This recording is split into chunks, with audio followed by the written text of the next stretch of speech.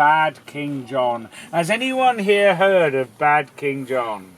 If you've heard of Bad King John, you don't put up your hand like that. What you do is this. You go, ooh. Ooh.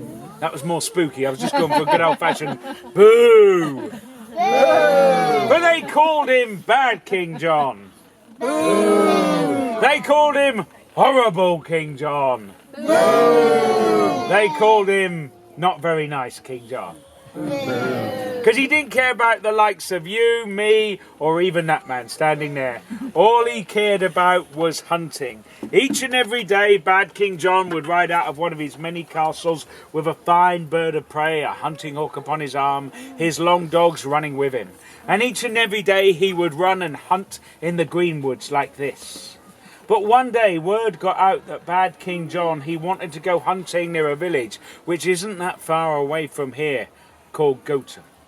But when the people of that village heard, they thought, oh no, this cannot be. For if Bad King John starts to hunt our land, we won't be able to hunt our land. If we're caught hunting our land when Bad King John is hunting our land, he'll cut off our hands, he'll pluck out our eyes, he might even hang us by the neck until we are dead. A bit of that as well.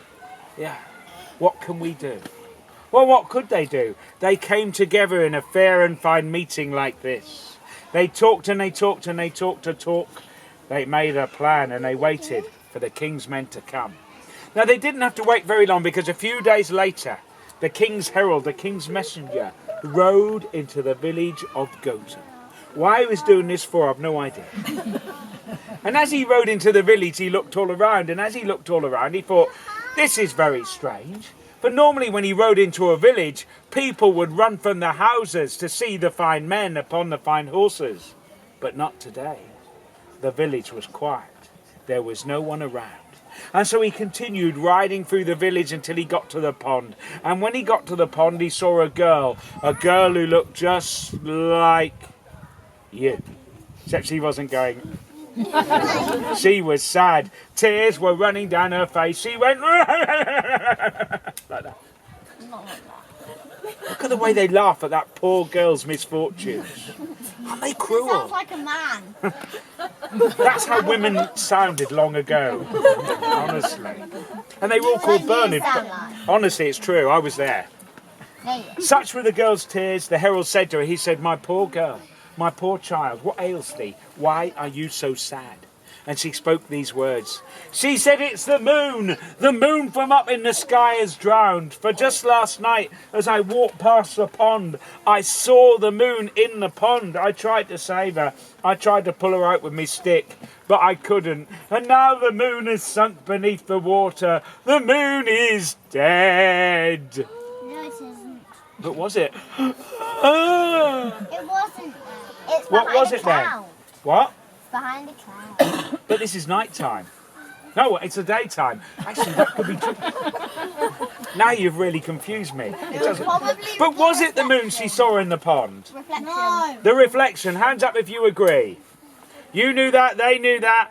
I'm not sure that he knew that, but the herald certainly knew that. He turned to his men and said, this girl is clearly mad. She is a fool. We best be on our way. But no sooner had they turned their horses and they heard a door slam, and a man came running down the road holding a wriggly, slippery eel, a fish, in his hands. He leapt into the pond, splosh. He held the fish underwater and said, that'll learn you, fish. The herald looked at the man standing up to his knees in the pond, holding the eel, the fish, under the water. And he said, why, oh, why are you doing that? And the man spoke these words. He said, this fish is a bad fish. This fish is a greedy fish, for it ate all the other fish in the pond. And so we had a meeting last night, and we've decided to punish it. We've decided to drown the fish in the pond. You can't drown the fish in the pond. Why not? They live in water. Hands up if you agree with these two. You knew that, they knew that. I'm not sure that he knew that. No, he didn't know that, but the herald certainly knew that, for he turned to his men and said, this man is clearly mad. He is a fool. We best be on our way. Once more they began to ride through the village, but they hadn't gone very far when they came to a stream that fed the pond. They saw 12 men standing by that stream, all holding fishing rods, all of them wailing and sobbing and wailing. This is how men sounded long ago. That's a girl. No, that's how men sounded long ago. I was there. Mind you, son, I'm really old, so I could be confused. They said, why do you cry like girls? And one of them stepped forward and he said, this morning 12 of us friends went fishing. But now we go to leave, there are only 11 of us left. One of us has drowned, for behold, he stepped forward and he counted the others. He went 1, 2, 3, 4, 5, 6, 7, 8, 9, 10, 11. You see, one of us has drowned. He forgot to count himself. They're clever, these two, aren't they? Hands up if you agree. She knew that, they knew that. No, he definitely didn't know that. No, but the herald certainly knew that. He said, these 12 men are fools, we'd best be on our way. Once more they began to ride through the village, but they hadn't gone very far when they met an old man coming the other way. An old man who was riding upon an even older horse. He was riding upon a horse, yet still the old man carried a heavy sack of grain upon his back. And so heavy was the sack upon the old man's back, he was forced to lean over the horse's neck as he rode along. And so when they got close, the herald said to him, he said, tell me, my friend, why do you ride upon a horse, yet still you carry a heavy sack of grain upon your back? Why not put the sack on the horse's back so that you don't have to carry it? But the old man, he looked at the herald as if he was mad. He said, I would not be so cruel. My horse is very old, my horse is very tired.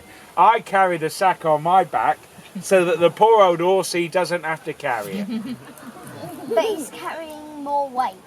What are you saying here? Are you saying that the poor old horse is carrying the man and a sack upon his back? Hands up if you agree.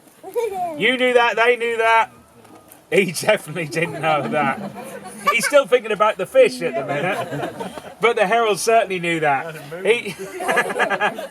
He said these people are mad. That old man is mad. We'd best be on our way.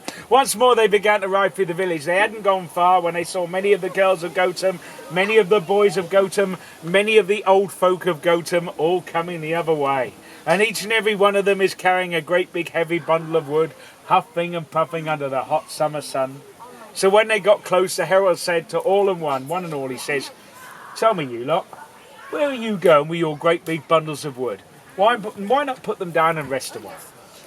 An old one amongst them, an old man, he stepped forward and he said, Herald, Herald, do you see over there that there is a field? And the herald looked and he saw a wide open field. Herald, Herald, says the old man, do you see in that field that there is a tall, tall tree? And sure enough, when he looked, what did he see but a large oak? Herald, Herald, says the old man, do you see in that tree that there is a cuckoo bird? And it's got the prettiest look that we have ever seen. And it's got the prettiest cuckoo that we have ever heard. Cuckoo. Do you know who did that? Let me hear. Do you know, that was very good, but I want you all to do it together. You lead, they'll follow after three. 1, 2, 3. Pretty as that.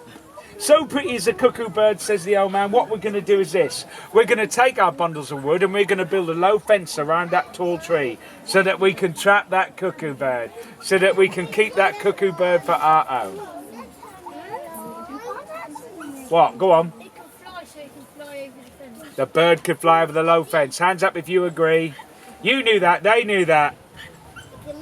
He's not even going to try, is he? He didn't know that, but the herald certainly knew that.